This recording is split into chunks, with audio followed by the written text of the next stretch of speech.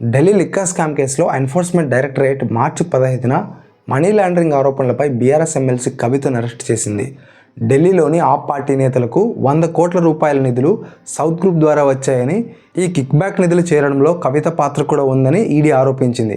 అసలు ఈ కేసులో కవిత పాత్ర ఏంటి, ఎందుకు ఈడీ ఎమ్మెల్సీ కవితను అరెస్ట్ చేసిందో అర్థం అవ్వాలంటే ముందుగా మనకు ఈ ఢిల్లీ లిక్కర్ స్కామ్ అంటే ఏంటో అర్థం అవ్వాలి. ఈ ఢిల్లీ లిక్కర్ స్కామ్ ఏంటో అర్థం అవ్వాలంటే ముందుగా ఢిల్లీ లిక్కర్ పాలసీ గురించి తెలుసుకోవాలి. అసలు ఏంటి ఢిల్లీ లిక్కర్ పాలసీ? గతంలో ఢిల్లీలోని 865 మద్యం దుకాణాలలో 465 మద్యం దుకాణాలను గవర్నమెంటే నిర్వహించేది. అంటే గవర్నమెంటే ఇక్కడ మద్యాన్ని అమ్మేది, మిగతా మద్యం షాపుల్ని ప్రైవేట్ వ్యక్తులు నిర్వహించేవారు. ఈ 465 దుకాణాలలో ప్రభుత్వమే మద్యాన్ని అమ్మేది.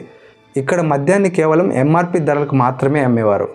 దీంతో గవర్నమెంట్కి వచ్చే ఆదాయం తక్కువగా ఉందని, ఆదాయం పెరగాలంటే ఒక కొత్త లిక్కర్ పాలసీని తీసుకురావాలని అప్పట్లో కేజ్రీవాల్ గవర్నమెంట్ భావించింది.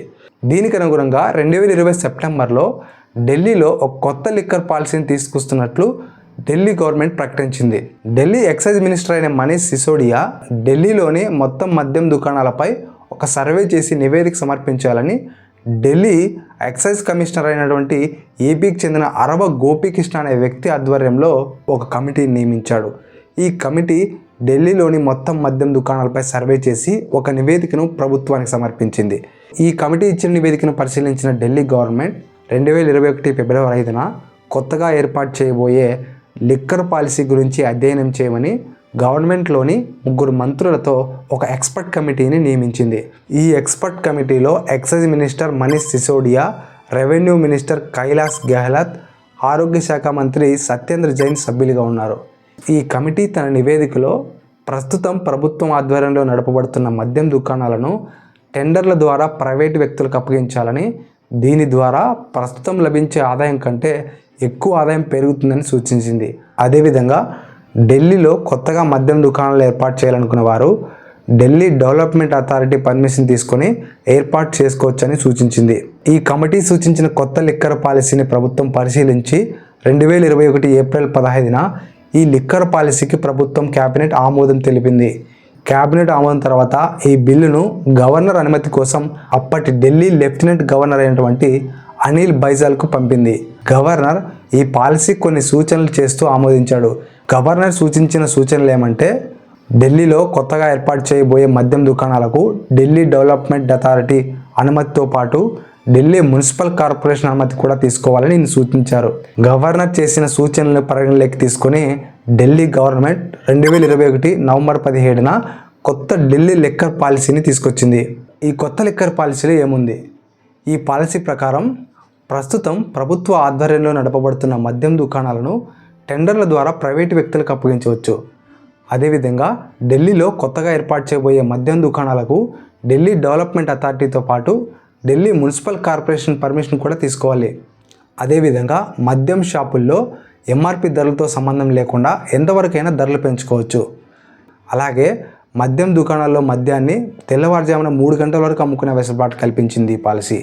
ఇంకొక ముఖ్యమైన విషయం ఏంటంటే, ఢిల్లీలో డోర్ డెలివరీ చేసే సదుపాయాన్ని కూడా ఈ పాలసీ కల్పించింది. ఈ పాలసీ అమల్లోకి వచ్చిన తర్వాత ఢిల్లీని 32 జోన్లుగా విభజించారు.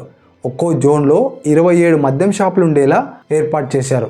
అయితే ఈ పాలసీ అమల్లోకి రావడం వల్ల 9,500 కోట్లు ప్రభుత్వానికి ఆదాయం లభిస్తుందని ఢిల్లీ గవర్నమెంట్ ప్రకటించింది. ఈ పాలసీలోని నిబంధనలన్నీ ప్రైవేటు వ్యక్తులకే అనుకూలంగా ఉండడంతో ప్రతిపక్షాలు ఈ పాలసీపై అనేక విమర్శలు చేశాయి. ఈ పాలసీలోని నిబంధనలు కేవలం ప్రైవేటు వ్యక్తులకే అనుకూలంగా ఉన్నాయని, ప్రైవేటు వ్యక్తులు మేలు చేయడం కోసమే కొత్త పాలసీని తీసుకొచ్చారని ప్రభుత్వాన్ని ప్రతిపక్షాలు ఆరోపించాయి.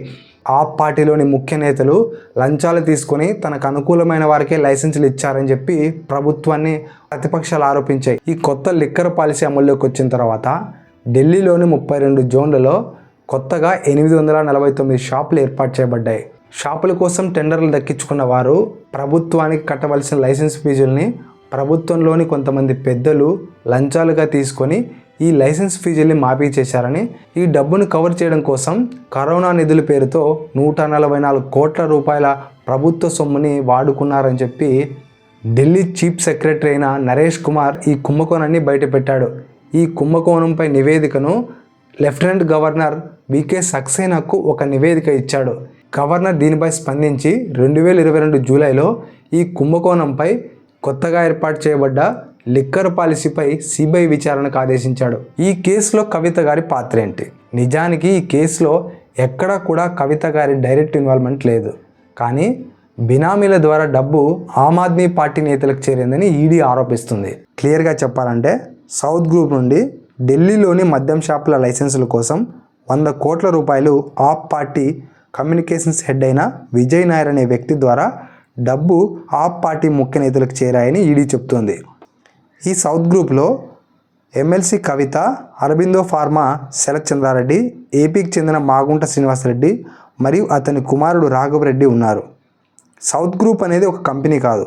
ఈ కేసుతో సంబంధం ఉన్న ఈ 4 వ్యక్తుల్ని ఈడీ సౌత్ గ్రూప్ అనే పేరుతో పిలుస్తోంది.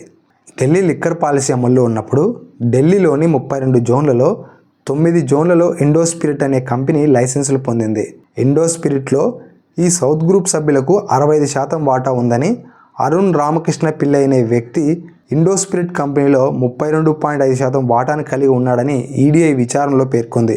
ఎవరి రామకృష్ణ పిల్లై అంటే హైదరాబాద్కు చెందిన ఈ వ్యాపారవేత్త కవితకు బినామీగా ఉన్నాడని, ఎమ్మెల్సీ కవితే తన తరపున రామకృష్ణ పిల్లైని ఇండో స్పిరిట్ కంపెనీలో వాటాదారుగా చేర్చిందని, కాబట్టి ఎమ్మెల్సీ కవిత కూడా ఈ ఢిల్లీ లిక్కర్ స్కామ్లో పాత్రురాలని ఈడీ పేర్కొంటూ అరెస్ట్ చేసింది.